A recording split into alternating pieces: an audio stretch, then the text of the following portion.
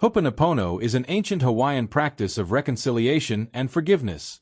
The term roughly translates as trying to right a wrong or put things right. It is traditionally performed by native Hawaiian healers, often within extended families.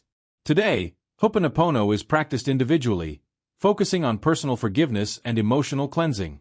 It has become popular worldwide as a tool for spiritual growth and emotional healing. Commonly repeated phrases include, "I'm sorry," "Please forgive me," "Thank you," and "I love you." However, other nonsense phrases can be used, which we will explore later.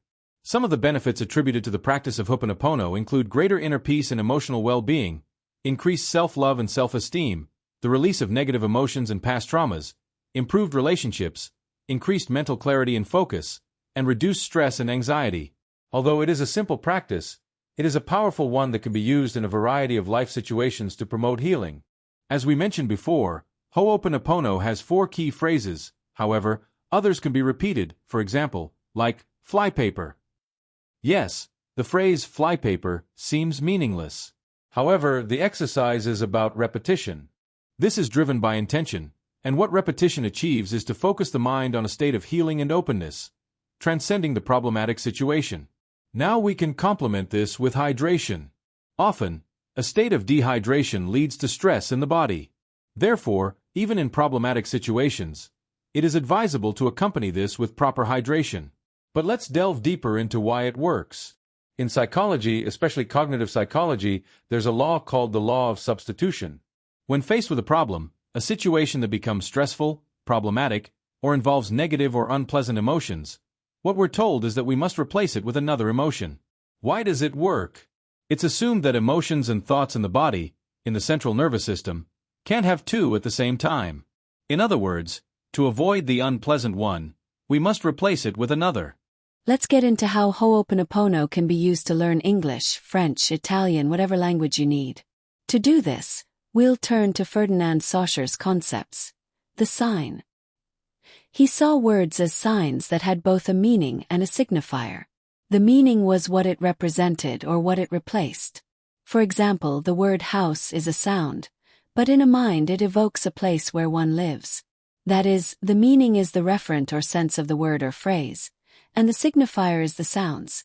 So, properly speaking, we'll see that the sounds will be different in each language. In English, Spanish, Russian, Japanese, Chinese, etc., that's why our proposal here is to work from the signifiers. Why is this so? Because many times we've all had experiences where we achieved a certain level of mastery in a language. That is, we can read and write, but we can't hear. And this is due to the traditional ways in which language is taught, which focus on grammar. So, as children we learned a language by listening. Between the ages of 1 and 5, we were primarily immersed in the language, with our families, in the press, etc. And what was important was what we heard. We approached a language, let's put it that way, not through meanings but through signifiers. So, first, a sound imprint or a trace is constructed where a sound is memorized and then endowed with full meaning. First, the sound, and then we are able to give it content, meaning, reference, and significance. This practice we propose has both aspects. On the one hand, the issue of working from signifiers toward meaning. An initial justification for this is to see it as a Ho'oponopono, where there is no meaning or positive or negative connotations. They seem like sounds devoid of any memory. On the other hand, it is the way in early childhood where a language is learned by first constructing signifiers. In the central nervous system, specifically in the brain, mental engrams are built, that is, neural networks that one associates with sound. As one becomes more comfortable with sound, it will be easier to provide content. The exercise consists of listening to audio from the playlist https://youtube.b/vk-0kbz1fr4. The procedure is as follows. Listen to a phrase while it's playing, mentally repeat it, listen, mentally repeat it, and mentally repeat it until it's complete. Through repetition, we begin to internalize the sounds, and then we'll listen to them naturally. Supposedly, to make it even easier, song lyrics are extracted from hit songs so we have a way to check our progress. The more you recognize the lyrics when listening to your favorite song again, the better, the better. This is an indicator of progress in the second language. This way we'll recognize how much we've improved in the language. Agreed. The recommendation is not to obsess over the meanings. I mean, many times we hear a word in English, I don't know, for example, the word power.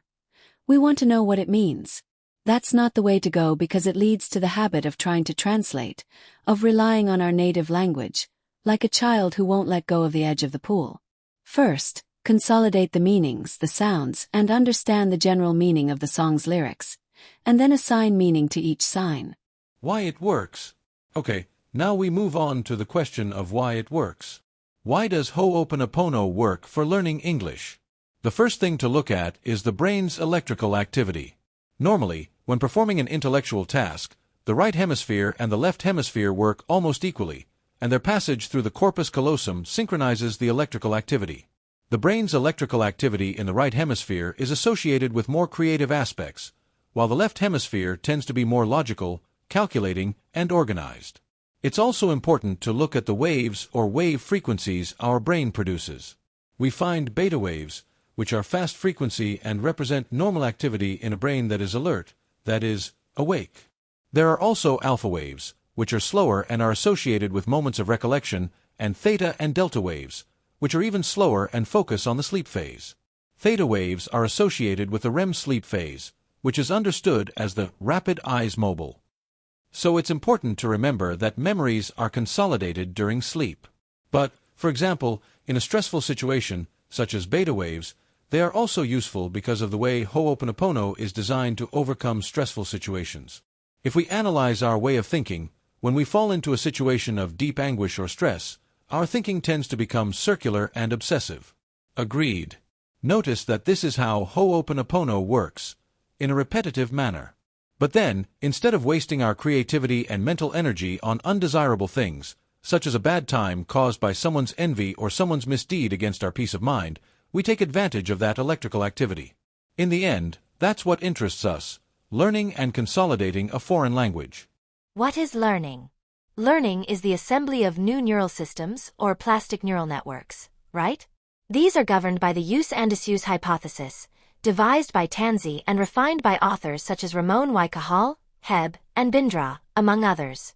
However, each thought is not a fixed spatial location in that neural network. Rather, it can be itinerant or changing, which is why it is said that they form an equivalence class.